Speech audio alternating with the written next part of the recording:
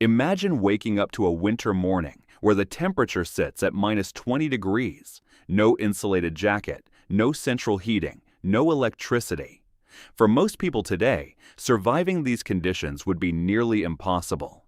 Yet the Vikings didn't merely survive. They farmed, traded, explored, and built thriving communities in one of Europe's harshest climates.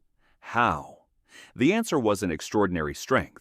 It was a carefully developed system of clothing, architecture, practical knowledge, and experience passed down through generations. It all started with one remarkable material. Unlike cotton, wool continues insulating even after becoming damp, a property that made it invaluable in Scandinavia's cold, wet climate. The secret lies inside the fibers themselves. Wool naturally traps countless microscopic pockets of air, creating a barrier that slows the escape of body heat while reducing the impact of freezing air from the outside. But wool alone wasn't enough. Instead of relying on a single thick garment, Vikings dressed in carefully planned layers.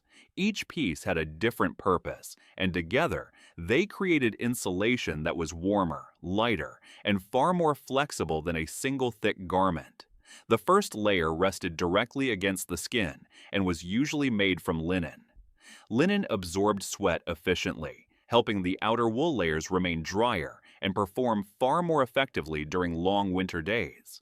But wearing more wool wasn't always the smartest solution. A single heavy garment trapped heat, but it also restricted movement. Vikings needed to row ships, chop wood, hunt, build homes, and fight. Bulky clothing simply wasn't practical. Instead, they relied on layering.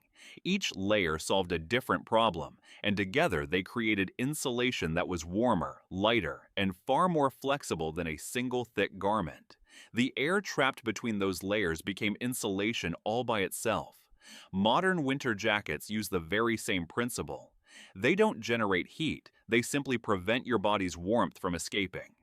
The Vikings understood this instinctively. Their outer cloak served another critical purpose.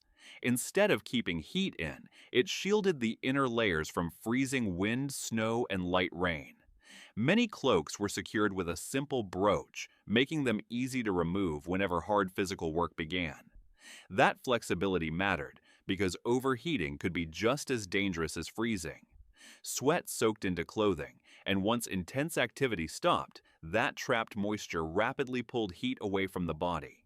Managing perspiration was just as important as staying warm. Clothing alone wasn't enough. To truly survive a Scandinavian winter, they also had to master the place they called home. Outside, winter was merciless. Blizzards buried the landscape beneath deep snow, while freezing winds swept across the Scandinavian coastline. Yet inside a Viking longhouse, families could remain surprisingly comfortable for hours. The secret wasn't luxury, it was intelligent design. Every part of the building worked together to preserve precious warmth. It all began with the roof. Instead of wooden shingles alone, many longhouses were covered with thick layers of turf.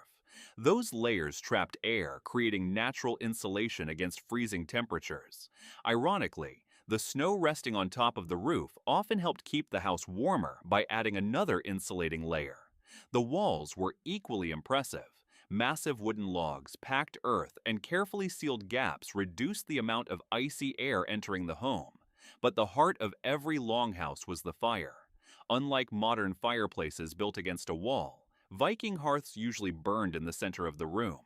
That simple decision allowed heat to spread more evenly throughout the entire house. Of course, that created another problem. Without chimneys, smoke escaped through openings in the roof. The air wasn't always perfectly clear, but the constant smoke also helped preserve wooden beams and discouraged insects from settling inside. Stepping outside was an entirely different challenge. Even with warm clothing, exposed skin could lose heat incredibly fast when freezing winds swept across the landscape. That's why they rarely ignored their extremities.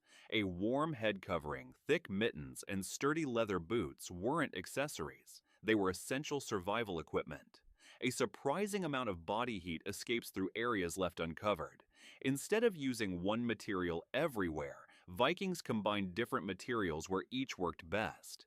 Leather protected against moisture and rough terrain, while wool provided insulation. Together, they created clothing that was both durable and remarkably effective. But even the best clothing couldn't solve every problem. Long journeys demanded constant adjustments. If someone became too warm while hiking or rowing, extra layers were removed. The moment activity slowed, those layers went back on before body heat disappeared. Staying warm wasn't about wearing the most clothing. It was about wearing the right clothing at the right moment. But clothing wasn't the Vikings' greatest advantage. Warm clothing could only do so much. After hours outdoors, every Viking looked forward to one thing: the fire, waiting at home. That single fire wasn't just for warmth, it kept an entire household alive. One flame served many purposes. It heated the house, cooked meals, dried damp clothing, and provided enough light to continue working after sunset. Losing that fire could become a serious emergency. That's why someone in the household almost always kept an eye on the flames, adding fresh wood before the embers disappeared completely. But where did all that firewood come from? Preparing for winter actually began months before the first snowfall. Families spent the warmer seasons cutting, splitting, and storing enormous piles of wood. A family that failed to prepare enough firewood wasn't simply uncomfortable. They were in genuine danger. Some households stacked enough wood to last the entire winter, carefully protecting it from snow and rain under simple wooden shelters. Even then, surviving winter demanded one final secret. But winter didn't stop just because a Viking stepped outside. Hunters, fishermen, traders, and messengers often traveled for hours, sometimes days, in freezing conditions. Out there were no warm walls, only preparation. Many travelers carried practical supplies that could mean the difference between returning home or never returning at all. One of the most valuable items wasn't a weapon. It was a reliable way to start a fire. A small fire could warm frozen hands, dry damp clothing, cook food, melt snow into drinking water, and even discourage wild animals from coming too close. Finding dry firewood, however, wasn't always easy. Experienced Vikings searched beneath large trees or cut dead branches that remained dry inside, even after heavy snowfall. Even choosing where to rest required experience. They looked for natural windbreaks, dense forests, rocky cliffs, or hillsides that could block the strongest gusts and make a small fire far more effective. For the Vikings, surviving winter wasn't about luck. It was about making hundreds of smart decisions every single day. And perhaps that's the biggest lesson the Vikings left behind. So, what was the Vikings' greatest weapon against winter? It wasn't their axe. It wasn't their shield. And it certainly wasn't extraordinary strength. Their greatest advantage was knowledge. Knowledge collected over generations through observation, experience, and countless harsh winters. Every winter taught a lesson, and every lesson increased their chances of surviving the next one. They understood something many people still overlook today. Nature doesn't reward strength, it rewards preparation.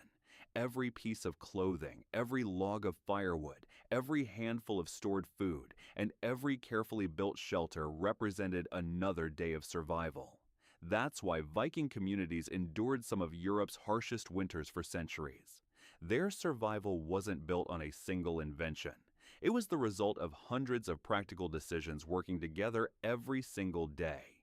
Perhaps that's the real reason we still admire the Vikings today, not because they conquered the cold, but because they learned how to live with it.